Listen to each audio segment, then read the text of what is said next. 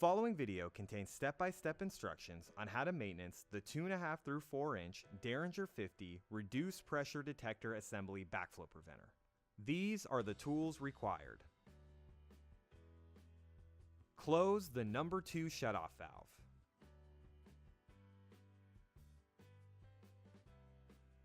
Close the number 1 shutoff valve. Open test cock number 4.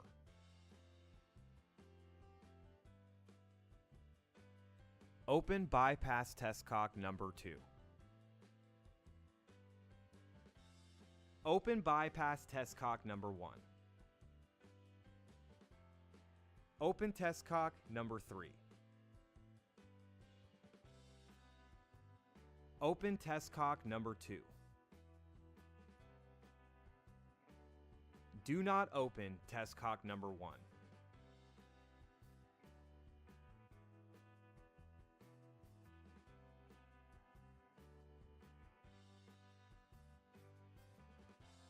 Use an adjustable wrench to loosen the couplings on both sides of the meter. Remove the bypass meter. Examine the meter coupling gaskets for damage and debris. Replace if necessary. Reinstall the meter and retighten the meter couplings with an adjustable wrench. Use an adjustable wrench to remove the check valve cover. Remove the spring from the valve body. Remove the check poppet from the valve body. Remove the seat assembly from the valve body. Examine the check cover O-ring for damage and debris. Replace the O-ring if necessary. Examine the spring for damage. Examine the check seat for damage and debris. Examine the check seat O-ring for damage and debris. Replace the O-ring if necessary. If debris is found on the check disc, the check may just be fouled. The debris can be cleaned off to make the check seal properly without having to replace the check seal disc. Use a rag and some water to clean the debris off of the check disc. Once the debris has been cleared from the check disc and no damage is present, the check can be reassembled and reinstalled into the valve body for testing. If damage to the check disc has been found, please take the following steps to remove and replace the damaged check disc. Use a Phillips head screwdriver to remove the check disc retaining screw. Remove the check disc retaining washer. Remove the check disc. Use a flathead screwdriver if necessary. Install the new check disc and make sure it is completely flat inside the check cavity. Reinstall the check disc retaining washer. Use a Phillips head screwdriver to retighten the check disc retaining screw. Reinsert the check seat assembly into the valve body.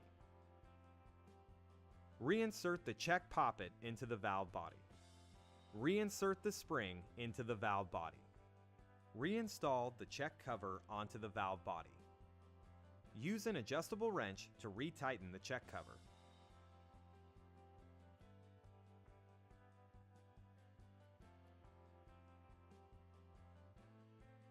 When a reduced pressure valve is leaking from the relief valve, the first check may be fouled or damaged. Make sure the first check is functioning properly before assuming there is a problem with the relief valve. If the first check is functioning properly, we recommend using a toothbrush to gently brush away any debris from the valve piston and seat. This should return the relief valve to working properly without having to disassemble the relief valve. If damage to the relief valve has been found, please take the following steps to remove and repair the damaged relief valve. Using an adjustable wrench, disconnect the relief valve sensing line. Using a box wrench, loosen the relief valve mounting bolt on both sides of the body. Remove the relief valve O-ring. Using a socket wrench, disconnect the relief valve cover. Remove the relief valve diaphragm. Remove the C-clip. Use a flathead screwdriver if necessary. Remove the relief valve piston. Remove the relief valve spring. Check the spring for damage. Check the rubber seal on the relief valve piston assembly for damage and debris. Check the relief valve seat for damage. Check the relief valve diaphragm for damage or debris. Replace the diaphragm if necessary. Gently push down on the embossed center so that the diaphragm collapses into itself. Reinstall the relief valve piston into the diaphragm. Make sure the diaphragm's embossed center is inserted into the piston groove. Place the spring into the relief valve body. Install the piston assembly into the relief valve body. Make sure the piston assembly lines up to penetrate the hole on the top side of the relief valve.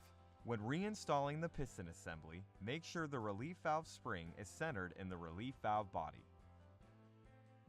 Reinstall the C-clip. Reinstall the relief valve cover. Use a socket wrench to tighten the relief valve cover bolts. Examine the relief valve O-ring for damage.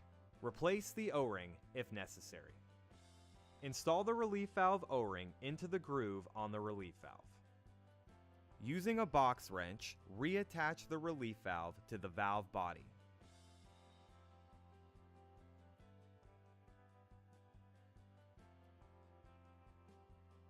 Using an adjustable wrench, reinstall the relief valve sensing line to the valve body. To remove the access cover, use a combo wrench to remove the 6 cover bolts. Make sure to keep the tapered washers with the access cover bolts. Remove the valve access cover. To remove the first check, loosen the check retaining bolt located on both sides of the body until flush with the inside of the valve. Remove the first check from the valve body.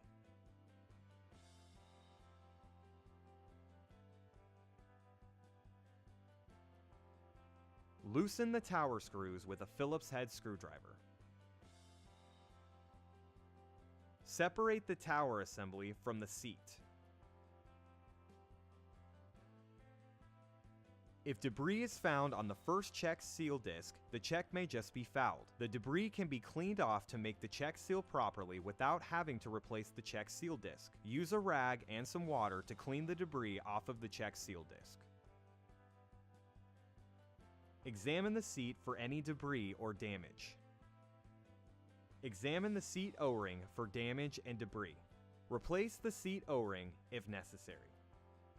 Examine the tower screw O-rings for damage. Replace the O-ring if necessary. Once the debris has been cleared from the check disc and no damage is present, the check can be reassembled and reinstalled into the valve body for testing. If damage to the check disc has been found, please take the following steps to remove and replace the damaged check disc. Using a Phillips head screwdriver, remove the seal disc retaining screws. Remove the seal disc retainer to expose the disc. Remove the seal disc. Install the new seal disc and make sure it is completely flat inside the check cavity. Reinstall the seal disc retainer.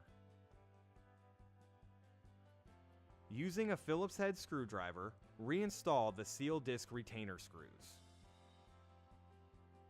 The Deringer 40 and 50 first check is a true poppet check. The check orientation is not important when reattaching the check assembly to the first check seat. Reattach the tower assembly to the first check seat.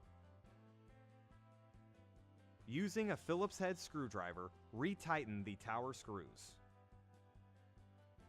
To remove the second check, loosen the check retaining bolts located on both sides of the body until flush with the inside of the valve.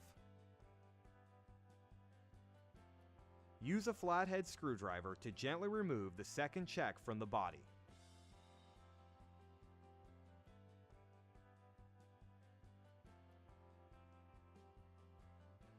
Loosen the tower screws with a Phillips head screwdriver.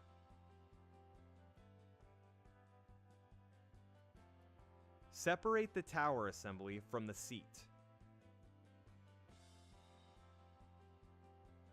If debris is found on the second check seal disc, the check may just be fouled. The debris can be cleaned off to make the check seal properly without having to replace the check seal disc. Use a rag and some water to clean the debris off of the check seal disc. Examine the seat for any debris or damage. Examine the seat O-ring for damage and debris. Replace the seat O-ring if necessary. Once the debris has been cleared from the check disc and no damage is present, the check can be reassembled and reinstalled into the valve body for testing. If damage to the check disc has been found, please take the following steps to remove and replace the damaged check disc. Using a Phillips head screwdriver, remove the seal disc retaining screws. Remove the seal disc retainer to expose the disc. Remove the seal disc. Install the new seal disc and make sure it is completely flat inside the check cavity. Reinstall the seal disc retainer.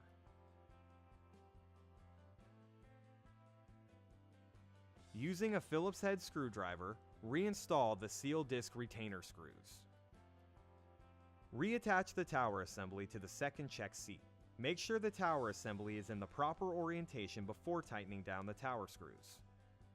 Make sure the check seat protrusions are at the top side of the check. Make sure the check spring arms and the tower bosses on the tower assembly are facing downwards to allow the check to swing open upwards during operation. Using a Phillips head screwdriver, retighten the tower screws. Reinstall the second check into the valve body. Make sure the O-ring seals properly against the surface. Retighten the second check retaining bolts on both sides of the body. Make sure the second check retaining bolts don't bind against the check. Reinstall the first check into the valve body. Make sure the O-ring seals properly against the surface. Retighten the first check retaining bolts on both sides of the body. Make sure the first check retaining bolts don't bind against the check. Examine the access cover O-ring for damage or debris. Replace the O-ring if necessary.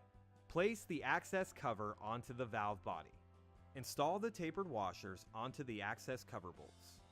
When reinstalling the access cover bolts, engage all 6 bolts one thread. Hand tighten all 6 cover bolts. Using a combo wrench, tighten the 2 center bolts. Tighten down the 4 remaining bolts.